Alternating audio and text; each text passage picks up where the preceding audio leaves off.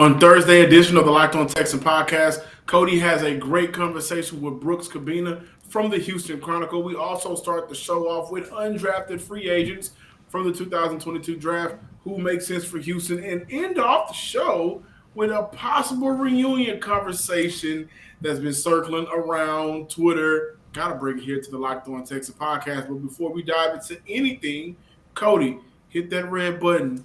Let's create some chaos. Start the countdown. You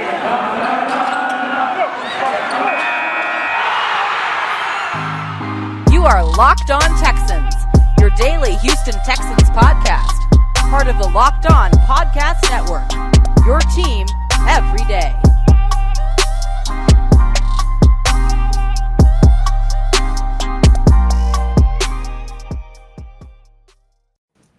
Welcome, everybody, to a Thursday edition of the Locked On Texans podcast, part of the Locked On Podcast Network, your team every day. I'm John Hickman, joined by Sports Illustrated's own Cody Montel. I don't know why I like saying Montel now. Cody Davis from Sports Illustrated. Check out all of the great work that he does over with SI for the Falcons, the Texans, and just so many different sports teams that he keeps his hand on. Cody, for today's episode, I think it's very important to kick off the conversation surrounding the undrafted free agent players. But before we do that, Texans have signed quarterback Kevin Hogan, who was recently released by the Tennessee Titans.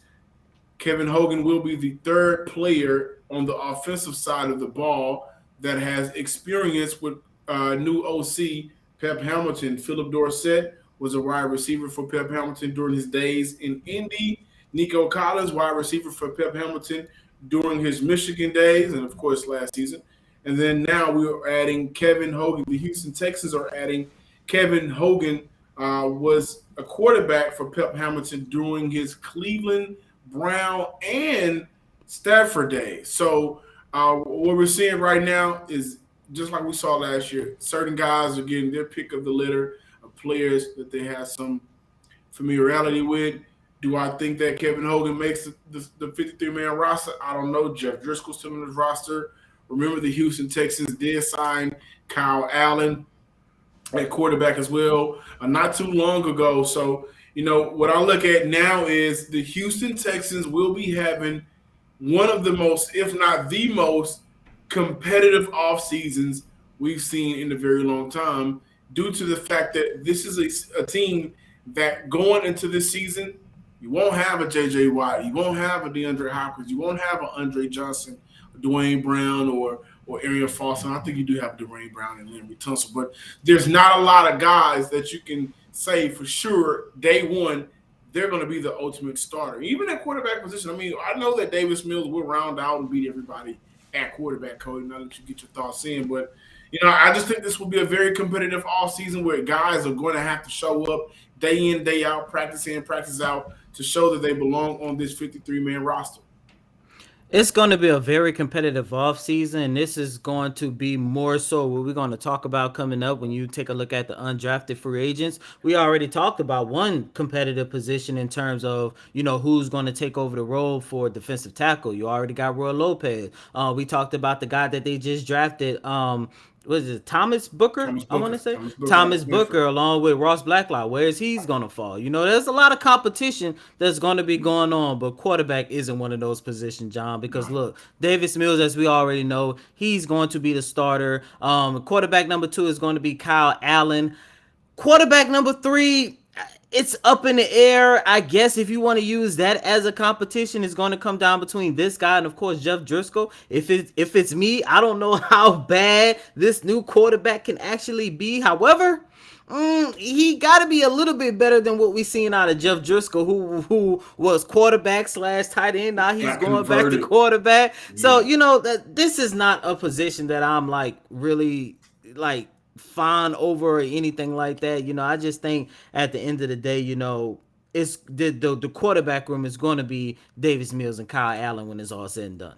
Absolutely. It's funny about Jeff Driscoll. It's like Jeff Driscoll did a bid at Rikers Island, winning a quarterback, and came out, got converted to the nation of tight end, and came out and it was kind of searching for a soul and came out of tight end, right? But I do think that it is a competition for QB3. And even with QB3, that competition, I can see that being a competition for the practice squad. All right, we'll call you when we need you. If we need you, stay ready so you don't got to get ready. And we'll see you at some point throughout the season. Now, for the Texans undrafted players, the list goes Kobe Harvell Peel, safety out of Oklahoma. Seth Green, wide receiver, tight end out of Houston. And I'm sure, Cody, you had an opportunity to be around the Houston Cougars. You know about Green. Jacoby Francis, DB out of Memphis. Tristan McCullum, DB out of Sam Houston. Jake Hansen, linebacker out of Illinois, who, by the way, has some experience with head coach Lovie Smith. Damon Daniels, and I want to say that he is the brother of Darren Daniels that we interviewed a couple of years ago, defensive tackle out of Nebraska. Myron Cunningham, offensive lineman out of Arkansas. Johnny Johnson, wide receiver out of Oregon. And Drew Estrada, wide receiver out of Baylor, who also really made his mark in college football at Dartmouth as well. And so, really quick for me, Cody, if there's a player that I can really see making this roster, coming in day one, maybe busting his tail, being at work, be smart, dependable, everything that Nick Caserio is looking for in his players, Drew Estrada is the guy. He's like 5'11", 6 foot with cleats on, out of Baylor. Remember, like I said, played at Dartmouth, one of those guys that can punt return, kick return, wide receiver, a route technician. And he reminds me a lot of Julian Edelman / Danny Amendola, one of those slot receivers that you can kind of use in different areas on the field. And, with Nick Caserio having that background, 20 years plus of bringing in players like a Edelman, like a Amendola, like a Chris Hogan for the for the New England Patriots, I can definitely see Estrada being one of those guys that get an opportunity on this 53-man roster, do the special teams, kick return, punt return, and then just being able to kind of win against the third team, the second team, scout team. And so I think he's a player that can make this roster, has a shot to. And Kobe Harvell Peel, the safety out of Oklahoma, I'm not too confident in Houston's safety group right now, listeners and Cody. So he may get an opportunity. I know one year he had 5 interceptions, a ball hawk. So maybe that translates to some success for him here in Houston. You talk about a very competitive offseason, and this is why I'm going to point out Johnny Johnson, a wide receiver out of Oregon. This is a guy who spent 5 years at that college, recorded a little bit under 2,000 receiving yards. And look, he isn't a guy that's going to come in. He wasn't like that in Oregon. Don't expect him to be like this in the NFL. He wasn't a guy that could be your number 1, number 2 wide receiver. But at the end of the day, he was always reliable, and he was always a guy when you target him, he's going to find a way to get the ball and go out there and create plays. Why is that important? Because a couple weeks ago when we had an opportunity to talk to Davis Mills said his top priority is to make sure you get the balls in the hands of his playmakers. And when you take a look at what the Houston Texans had in 2021, outside of Brandon Cooks, there was no playmakers for him to really utilize in that passing game. But now, and when you take a look at this receiving core of Brandon Cooks, John Mechie, and Nico Collins, those 3 would definitely have their names on the list. Chris Conley, Chris Moore, it's a toss-up between the other 2. When you take a look at Phillip Dorsett, Davion Davis, and of course now Johnny Johnson III, it's going to be very, very tough and very, very competitive to see what the Houston Texans do and who they feel is more reliable in order to give Davis Mills the best chance to go out there and showcase what he can do as potentially this franchise quarterback beyond the 2022 season. Absolutely. I totally agree with you because I think that we're both looking at the wide receiver position as a group that can use extra bodies. At some point last year, majority of the point last year, they were very not unproductive in a sense, right? You can count on Cooks, as you just said, but was unable to find a lot of contribution from other areas. And so now I do think that the wide receiver position is a position that they'll be able to go through our camp and say, well, we really like this guy for certain reasons. And I think Drew Estrada, you said Johnny Johnson, I think those 2 are the players that, undrafted free agents, I would keep our eye out on for the Houston Texans for this upcoming season. And whether your mind prefers statement pieces or everyday subtle elegance, BlueNile.com has fine jewelry options for every mom. Shop high quality, classic diamond earrings, elegant tennis bracelets, or gemstone pendant necklaces. Mark Mother's Day down with something special, enduring, and you got the classic stud earrings, as I just mentioned, and also the pendant birthstone. So much more over at BlueNile.com. So this Mother's Day, make sure that you are giving your mom something she'll treasure forever with fine jewelry options over at BlueNile.com. And the best part, Locked On Sports listeners get $50 off 500 or more. This podcast exclusive is only good through Mother's Day. Use promo code Locked On. That's promo code Locked On. Plus, every order is insured, ships free, and arrives in a discreet package that won't give away what's inside. So shop stress free and find your forever peace. Go to BlueNile.com today.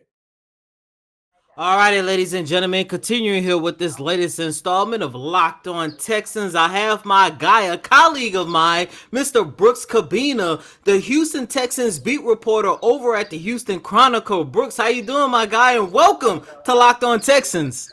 Hey, first time, Cody. I appreciate it. How you doing, man? I'm doing good, man. And look, the reason why I definitely wanted to get you on the show is because prior to you coming back to the city of Houston, because that's where you're from, prior to you joining the Houston Chronicle, you actually had an opportunity to cover the Houston Texans #3 overall pick and Derek Stingley Jr. And Brooks, let's jump right into it because I know you are a busy guy. How was it for you watching Stingley at LSU, especially in 2019 when he had an opportunity to establish himself as one of the top defensive backs in college football? Yeah, I mean, it was hard to be hyperbolic about the 2019 season.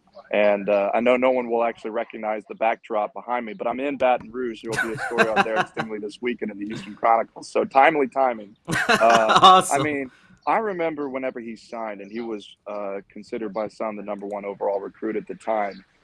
Grew up in Baton Rouge. The funny thing is, you go into that airport, Baton Rouge Metropolitan Airport, and his picture is on there. He grew up here, went to a school called the Dunham School.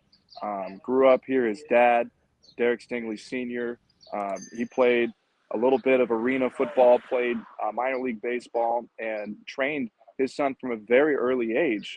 Some people might be familiar with Darryl Stingley, which is Derek's grandfather. He played for the Patriots and was part of the tragic hit with Jack Tatum in the preseason game that left him paralyzed. So football is a very big part of this family, and they play without fear, and they pray when he goes on the field, pray when he gets off the field. And Derek Stingley, whenever he was young, he was running in the backyard. He was going to the arena football games and practicing on the field with some of the players and really learning his technique. And that's what he learned from his father. So whenever he arrived at LSU, I mean, he was really prepared. And the funny thing is, whenever he signed his letter of intent back in 2018, the LSU Tigers were going to play in the Fiesta Bowl against UCF, Central Florida. And I, at the time, was going back to visit family for Christmas. And I was plugging gas into my car, thinking I had all my stories filed. And then I look at my phone, and there it is. Derek Stingley is practicing with LSU. I was like, what? Is that even legal? So I made a bunch of calls, and Jalen Hurts, as some people might remember, with Alabama, was one of the first players among this that, if you had signed and graduated early and passed a physical, you could go and practice with your team if they were playing in a bowl game at the time. So Derek Stingley joined, practiced, and I remember Dave Aranda at the time, the defensive coordinator at LSU. He now is a head coach at Baylor. He was telling us that he was the best cornerback they had on the field and wished he was available in the game. So he was a stunning player. He was fitting right away. He locked down on the top wide receivers that they were facing throughout that really tough 2019 season, where they faced 5 top 10 teams throughout that season, and it was a really rigorous schedule. And he was playing against, top wide receivers throughout that run. Colin Johnson at Texas. You can think about the Alabama players using it. John Mechie was on the team at the time with Devontae Smith and Henry Ruggs and others, up into the Clemson national championship game with T. Higgins and others. And he was the lockdown guy, was a consensus All-American, led the SEC in interceptions and passes defended. And then in 2020, in 2021, wherever people are looking back and seeing some of the struggles that people are perceiving. In 2020, the very first game against Mississippi State, he would spent the night overnight in the hospital with a reaction they didn't know at the time what it was, and his family was very concerned, and they almost thought like might be a really big problem for him. And he got cleared hours before the game, but they were very concerned about it. He didn't play, and then came back and played in 7 more games the rest of the season. Was an All SEC first team corner. So I mean, he was dealing with little ankle injuries here and there, but he finished out the year and played very well in a pandemic and oriented season, and was named first team All SEC. And then fast forward to the 2021 season, he suffered on the first day of fall camp a foot injury that Texans fans are probably familiar with, the Liz Frank injury. Matt Schaub back in 2011, they were probably going to a long, deep postseason run, but had surgery on it after trying to play with it the first couple of weeks, and then had surgery, and then he was out for the rest of 2021. So the Texans did a full extensive research into him.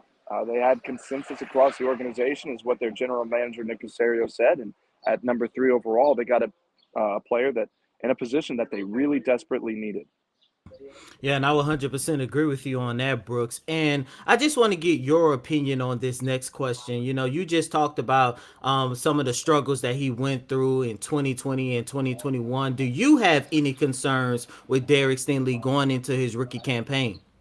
No, I don't. I think he's prepared for it. I mean, he's been with his family raising him in football since he was cognizant and aware. I think he's been prepared for all this kind of moments. I mean, one of the things to know about him is he's very reserved. He doesn't talk much, and that made it particularly difficult whenever a lot of fans and people were upset the past couple of years because they didn't get, quote unquote, the same amount of output that they got of the 2019 year. But that goes across the entire LSU football team. Remember, in 2020, when Bo Pelini was defensive coordinator for 1 year of disastrous football, LSU's secondary, their defense gave up the most passing yards out of the entire FBS, and that had more to do than just Stingley. So he's coming into a situation after going through adversity. I talked to some of the coaches and players that played with him, and they feel like he's ready for this.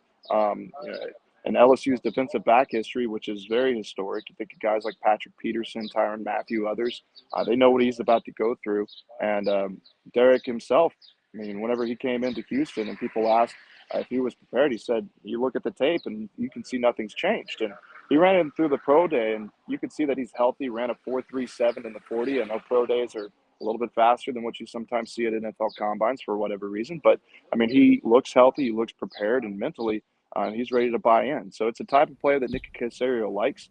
Whenever he introduced him on Saturday, along with Kenyon Green, offensive guard at Texas A&M, he said they fit the bill of what they want out of players with the Texans. People are quiet, reserved, soft-spoken, and ready to work. And that's what Stingley will do as soon as he gets to the Texans. I know it's real early to answer this question, and Nick Caserio kind of hinted at it over the last couple of days when you're talking about grading and you talk about the ceiling. But for someone who actually been around Stingley like yourself over the last couple of years, what do you think the ceiling for Stingley can actually be? You never want to paint something too high. I mean, the expectation, I think, from anybody at a number 3 overall pick, you think of Patrick Peterson, who got picked number 5 overall by the Cardinals, went in and was an all-pro immediately, a Pro Bowler immediately.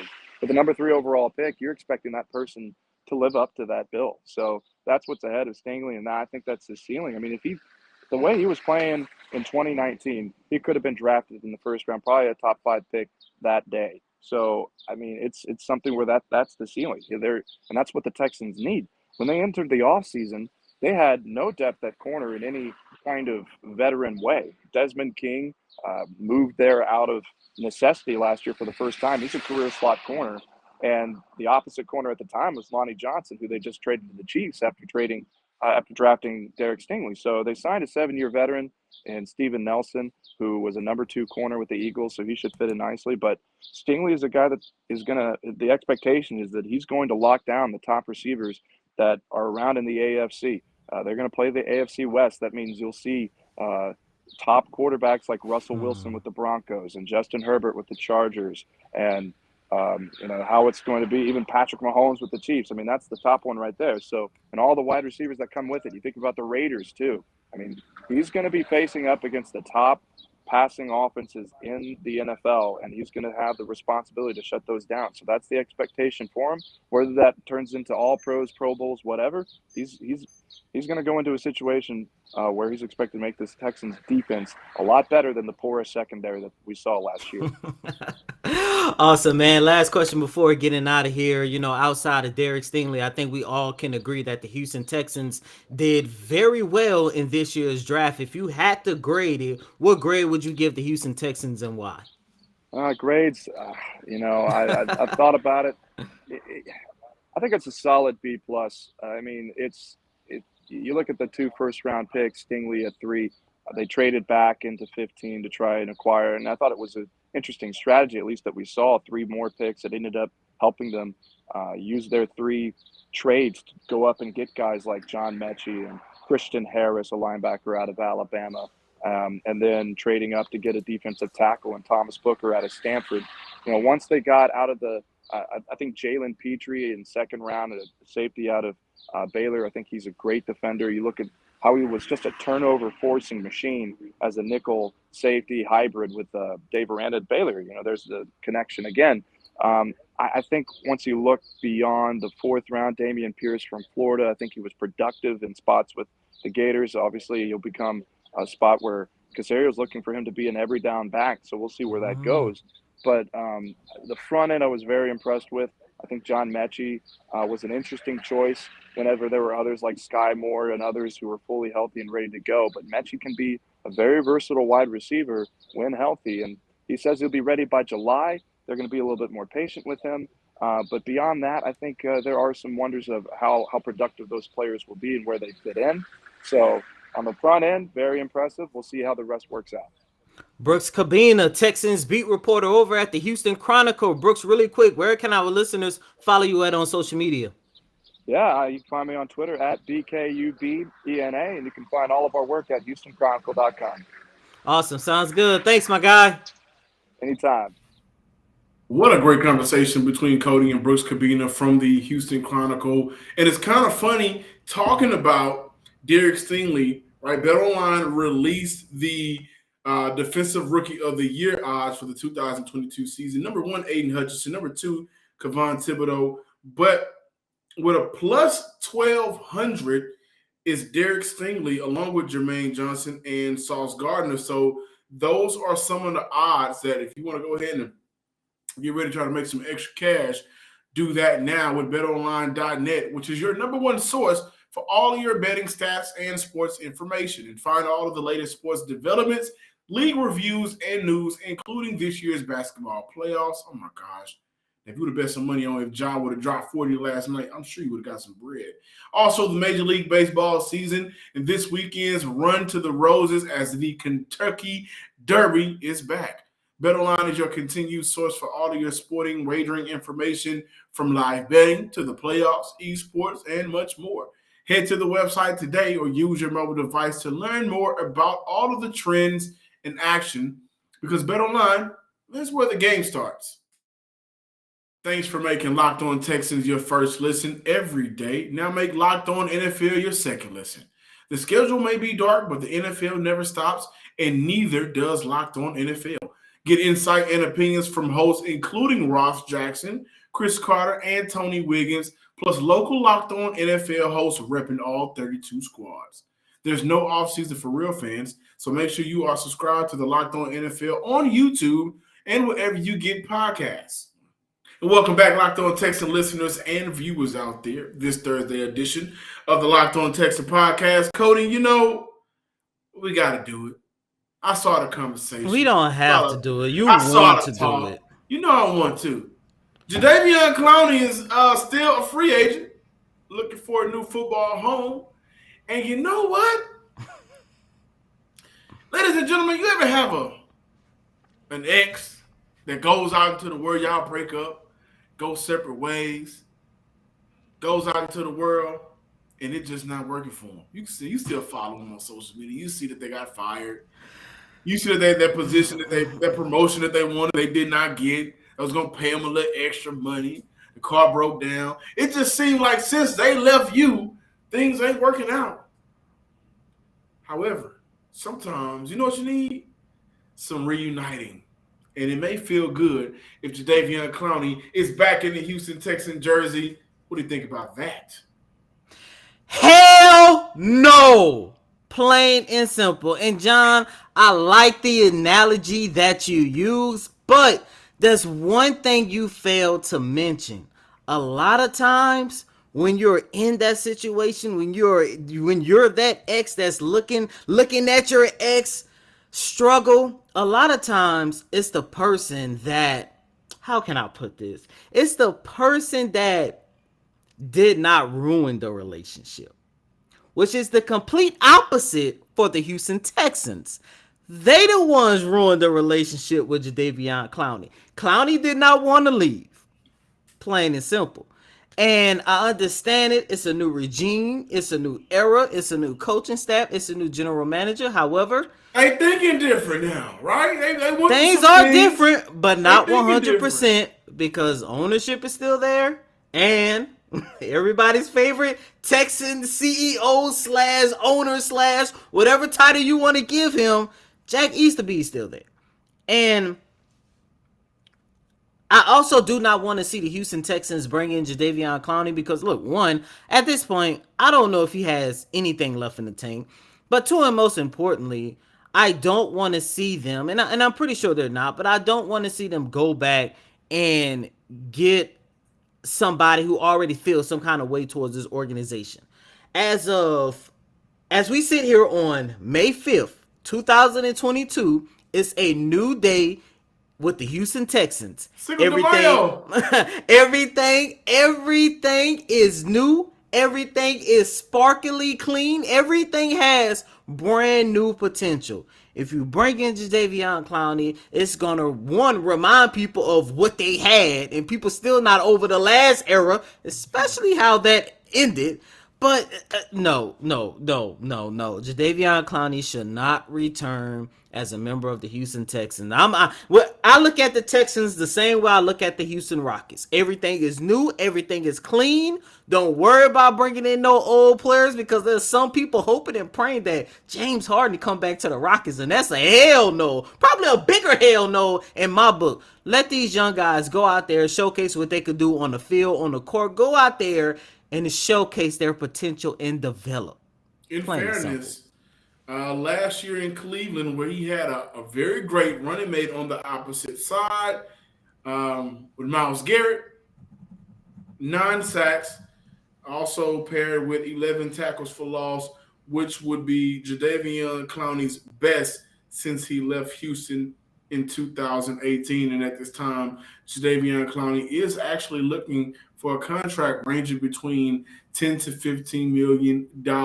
Just an idea. I saw a lot of people talking about it, whether or not you would accept Jadeveon Clowney back or so. And, I do think that his time in Cleveland, which I'm not sure why Cleveland hadn't re-signed him, but they also just had to pay a lot of money out. But his time in Cleveland, I thought was very good for Jadeveon. Listen, the best version that we had seen out of him since that 2018 season, I thought he played well. For Houston, they do need somebody on the opposite side. I'm just playing around with that idea. No, Jadeveon Clowney and the Houston Texans do not need to be reunited because it won't feel as good. And as you put it, Cody, perfectly. Hey, everything is new right now. Let it stay new. We don't want to bring in an old car smell to something we just pulled off the lot on. You know what I'm talking about?